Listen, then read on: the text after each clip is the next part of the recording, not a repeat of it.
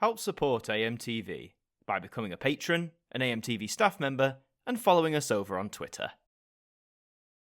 Television as a broadcast medium continues to adapt, evolve, and change before our viewing eyes, just as it has consistently been doing over the last century. Whilst we take hundreds of channels, colour programming, and local content for granted now, back in the early days of television, all of those issues seemed a lot more contentious, at least here in the United Kingdom. At a time when the BBC was the established stalwart, and ITV had not long since launched commercial television to British audiences, debates about future channels and the quality of said programming was frequently up for discussion not only amongst the public, but even in the various chambers of government. By the early 1960s, whilst their contemporaries in America were forging ahead, it was clear that something about UK television had to change in order to keep pace. How and when this would all happen would be decided by a select group of individuals, whom together would provide their research, findings and conclusions in what became known as the Pilkington Report.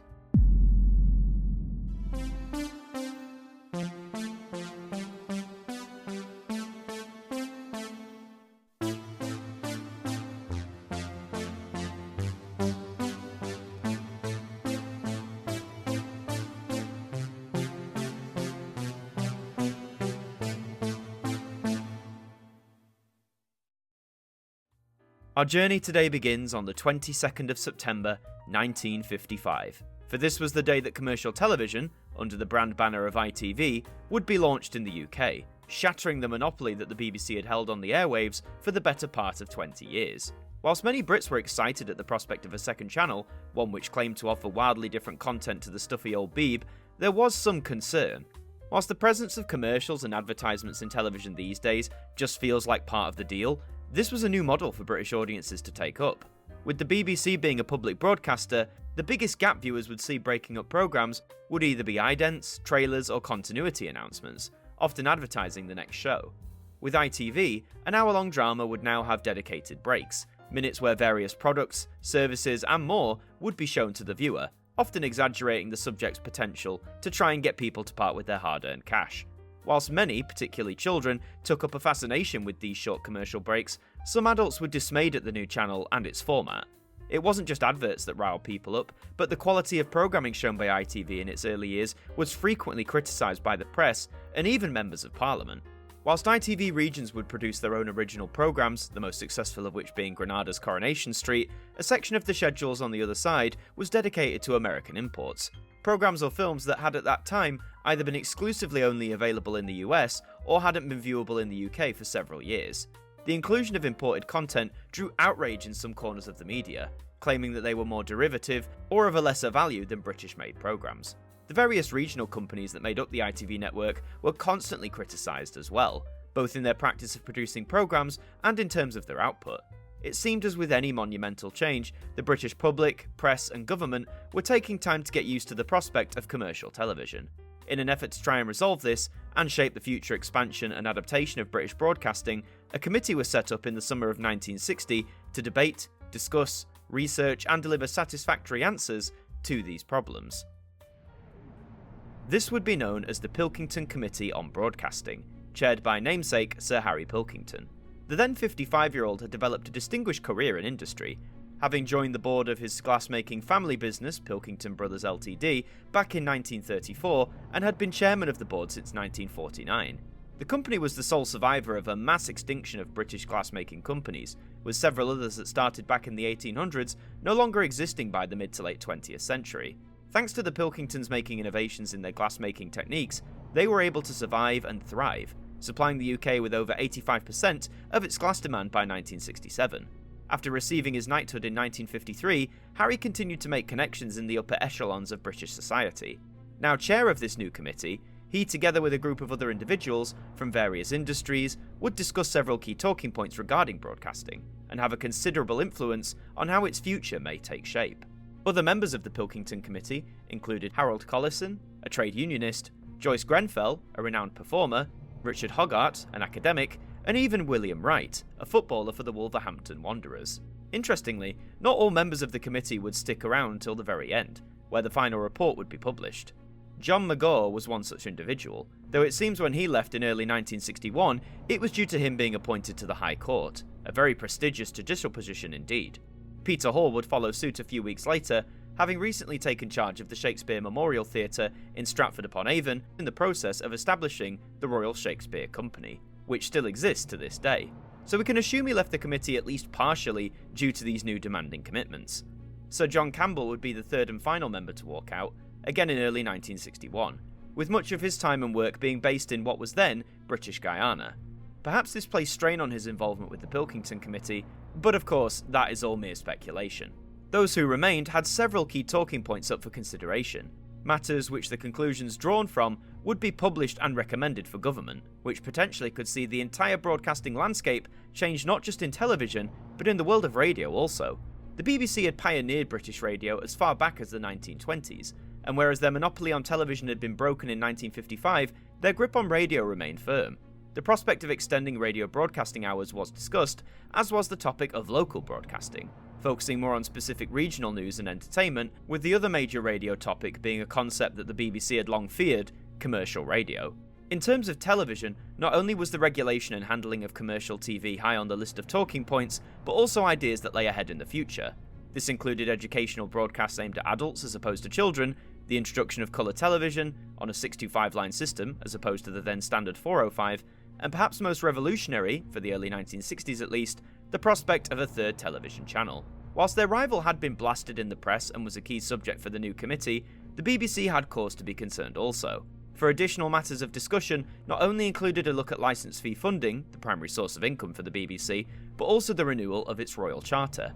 This document essentially outlined how the BBC would function, the original 1927 charter being described as evolving the corporation to being a trustee for the national interest. With the charter due to expire in 1962, the BBC, rather than remain complacent in their existence, hoped that every effort could be put forward to guarantee a renewal, or at the very least, an extension. 2 years would pass from the formation of the Pilkington Committee on Broadcasting, with all concerned parties eagerly awaiting the final published report. The BBC and ITV had multiple reasons to be both excited and also hideously nervous. Should their current output be torn to shreds, it could severely harm their future plans for expansion, but also their reputation amongst the British public as a whole. However, both had their eyes firmly set on the prospective third channel.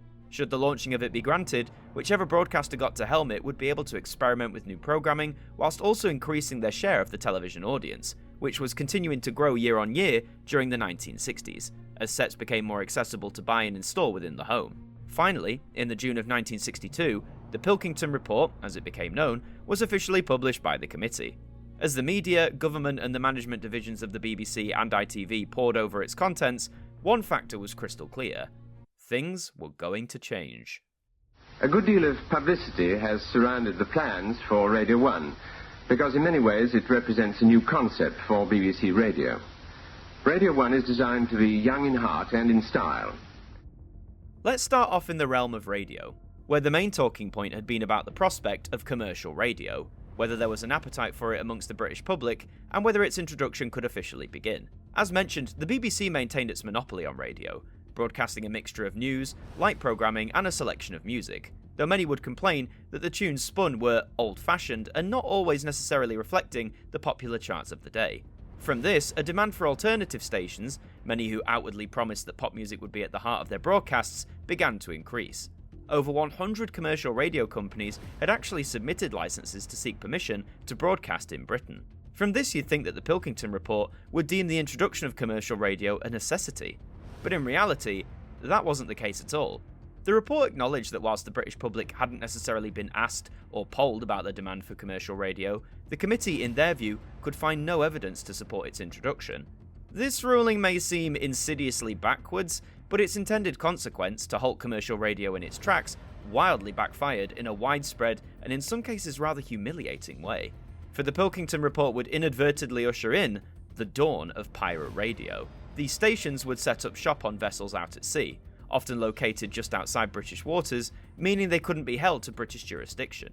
However, many of these offshore stations did operate without a radio license full stop, but that was hardly a worry on the minds of the disc jockeys. For now they had a way, unorthodox as it was, to broadcast pop music how they, and millions of young people back home, wanted it. Perhaps the most famous of these pirate stations was Radio Caroline, which regularly featured a young Tony Blackburn as its resident disc jockey. Radio Caroline, alongside many other offshore stations, began around 1964, 2 years after the Pilkington Report was published, and would see their popularity skyrocket. In an attempt to curtail this, the BBC recognised that their radio division had to vastly restructure itself, and fast. The result would be the introduction of 4 numbered stations, with Radio 1 adapting the format akin to pirate radio, in that it primarily broadcast pop music. In an attempt to bring in the many listeners of these pirate stations, and to perhaps assert itself as being hip and cool, many DJs from the offshore broadcasters were drafted in to present. Radio Caroline's Tony Blackburn was one such DJ, and he in fact would open Radio 1 on the 30th of September 1967. As well as Blackburn, many other names were drafted into the fold, several of whom would enjoy long careers with the BBC, including Johnny Walker, Kenny Everett, and John Peel. So the Pilkington Report unintentionally birthed pirate radio here in the UK, and forced the BBC to change how it approached radio broadcasting.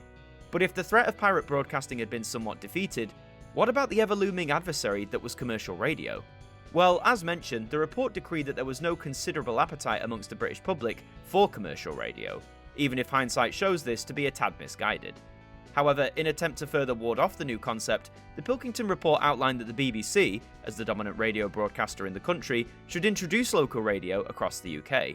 Not only was this to try and hold back commercial radio, but it would later become an attempt to curtail local pirate radio stations that were operating illegally. After running closed-circuit experiments for a few years, the government would ultimately publish a white paper detailing that a small number of local radio stations, operated by the BBC, could be launched under a 2-year experimental period. A few months after Radio 1 launched, November 1967 would see the introduction of the BBC's first stab at local radio, with BBC Radio Leicester taking to the airwaves.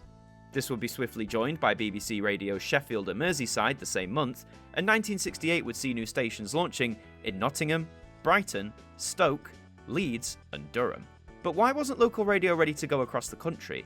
Well, part of the original remit of local radio being set up was that the BBC would have to seek funding from local authorities. Many of those authorities that did initially grant said funding were Labour-controlled territories. However, after the experiment was deemed successful towards the end of 1969, the requirement to obtain local funding was abolished. From 1970 onwards, more and more BBC local radio stations would open, with today there being over 40 of them.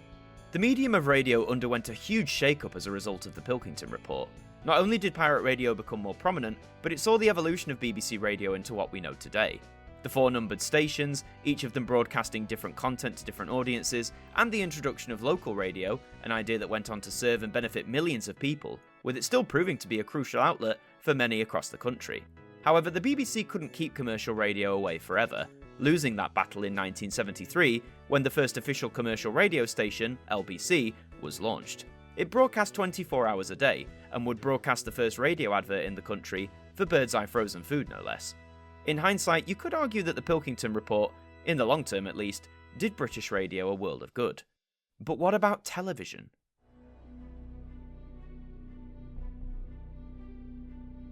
Out of the 2 existing television broadcasters, ITV was arguably the most nervous upon the publication of the Pilkington Report. The committee was partly set up in response to the criticisms of commercial television and the content that ITV transmitted, so they weren't expecting the members' words to be glowing. Sure enough, the report criticised the supposed populism of the other side's imported programming, citing examples such as American westerns and crime series as shows that weren't best serving the British public. In fact, one section reads as follows: "There was, we were told, a preoccupation in many programmes with the superficial, the cheaply sensational. Many mass appeal programmes were vapid and puerile, their content often derivative, repetitious, and lacking any real substance. There was a vast amount of unworthy material, and to transmit it was to misuse intricate machinery and equipment, skill, ingenuity, and time." You've got to remember that even by the early 1960s, whilst television was becoming more accessible all the time, it was still viewed as a very highbrow medium. The BBC's output in particular often catered to the upper classes of society, a factor that often drew criticism, cultivating the Beeb as a somewhat old-fashioned, stuffy organisation. But whilst those upper classes enjoyed the available television output, the arrival of commercial TV, and imported programmes that they didn't take to at all, was arguably one of the key sparks to ignite the flame around the debate of commercial TV, especially amongst the upper classes and government. The consequences of the Pilkington Report on ITV were far-reaching. 1 year from its publication, during 1963, Lord Hill of Luton began a review of all of the companies that made up the ITV network, analysing their performance and output, and depending on how that went, either grant them an extension on their regional licences or see them taken away, in favour of another company. Whilst all ITV regions survived the original 1964 review that was published, that wouldn't be the case forever, with subsequent reviews seeing old names be pushed aside for new ones, or companies amalgamating altogether, both often culminated in feverish franchise rounds. But whilst a franchise review is an example of the Pilkington Report's impact in the long term, there was one short-term effect that proved to be a big blow for independent television. The introduction of a third television channel was one of the key pillars of debate and discussion amongst the committee, and if one was to be greenlit, which broadcaster would operate it? Perhaps unsurprisingly, given the scathing outlook on ITV, a third channel was given the go-ahead, with a recommendation that it be operated by the BBC. Whilst the Beeb was subject to criticism itself within the report, it came off far stronger than ITV did, and with the committee members recommending they launch the UK's third television channel, it was the best result they could have hoped for. Though colour television would prove to remain some years away, the third channel, ultimately known as BBC Two, would launch on the 20th of April, 1964. Well, sort of. The infamous fire at Battersea Power Station would see a very botched and improvised first night for the new channel, but by the time play school began the following morning, normal operations carried on undeterred. After determining that the UK should adopt a 625-line West German-developed PAL system for broadcasting colour, the Pilkington Committee had hoped this would begin with the launch of the third channel. In reality, it would be just over 3 years before colour was officially seen on BBC Two, becoming one of the first TV channels in Europe to introduce a regular colour service. ITV, on the other hand, burned by the report's criticisms and the lost chance of gaining a new channel, would continue to grow and expand throughout the 1960s and into the 70s. For many decades, the promise of a second ITV channel was constantly touted or rumoured, or even downright promised in some cases. Even some television sets sold at the time had a button on the set marked for ITV2. But that wouldn't actually materialise until 1998, with the launch of ITV2, a full 34 years after the BBC managed to get its second channel off the ground. It takes two and ITV2 is on the air. When the dust had settled after the Pilkington Report's publication back in 1962, in some corners it seemed like the whole affair was an organised hit piece against ITV by the British government themselves. There is an argument that ITV, prior to the committee being founded, was doing everything within its power to provide a diverse remit of programming ordered from it by the Independent Transmission Authority and also by the British public themselves. Many ITV programmes were indeed very popular, spanning a variety of genres including game shows, action-adventure serials, and indeed the American imports that had attracted much derision from certain sections of the press. ITV, however, was always under fire and scrutiny from various governments as to how much the regional companies were profiting from being part of the network. The phrase "licensed to print money" had long been associated with the other side, so some claim that the Pilkington Report was intentionally set up to blast ITV, in order to take them down a peg and perhaps relegate how much money, power and influence the regional companies could yield. Now, of course, this is a long perpetrated theory, but I would argue that it isn't out of the realm of possibility. But no matter how organised it may or may not have been, placing the BBC on a high pedestal above ITV was all but clear in the final document. The BBC know good broadcasting. By and large, they are providing it. We conclude that dissatisfaction with television can be largely ascribed to the independent television service. When we look back on television history, it can be easy to gloss over some small footnotes in favour of the more dramatic picture. Many know that the BBC Two launch was botched due to a massive power failure. Many know that the BBC introduced Radio 1 in a bid to take the momentum away from pirate radio. Many people know about pirate stations, such as Radio Caroline, due to hit dramatisations such as The Boat That Rocked. However, not many know about the Pilkington Report, and how without its publication, the landscape of British radio and television could have looked and manifested in a very different form indeed. Thanks to the report, the BBC was able to get its second channel out of the gate first. It enabled it to showcase new kinds of programmes, to introduce a regular colour service after years of testing and promises to the British people. The Beeb also got a wake-up call from the report. The denial of commercial radio caused the pirate stations to truly paint the Beeb as a stuffy old service. Without the report, BBC Radio 1, as we now know it, may not have come about as quickly as it did. Without the report, we may not have had local radio from the Beeb, which, despite facing immense challenges today, continues to serve its regions well, with many listeners holding a close connection with the presenters and the content that they offer. For ITV, the Pilkington Report may have been a damning statement on their existence, but they continued to grow, to produce new programmes that were immensely popular with audiences, and despite the presence of adverts, they too eventually became a common association with British television generally, with many pushing the boundaries in terms of how to showcase a product, even developing ongoing storylines in some cases. No matter which way you look at it, positive or negative, from a BBC perspective or ITV, the Pilkington Report was essential in shaping how the broadcasting mediums of the United Kingdom would change during the 1960s. Local radio, a third channel, colour television, and the unintended consequence of pirate radio, all of it can be traced back to this document, cultivated by a unique group of individuals from various different professions. Though they had set out to criticise commercial television and attempt to prevent commercial radio, some would say in both aspects, they failed. Commercial TV is still around and more prominent than ever, and commercial radio continues to thrive. But I don't think it was ever about success or failure. The core intention of the Pilkington Report was to outline how television and radio needed to change. Whether those recommendations were accurate to what the British public wanted could be debated endlessly. But in my view, the report changed the broadcasting landscape with such force that without it, I don't believe the British television and radio industries would be as prominent, influential, and important as they continue to be to this very day. It is our desire and hope in these last dwindling minutes before we pass into the exacting domain of public life, that in the years to come, we may preserve one of the proudest boasts of England, the rights of free speech, fair play, our own particular brand of decency and tolerance, our own particular brand of humour and common sense. 0 hour is on us. Here, high above the heart of old London, we salute you.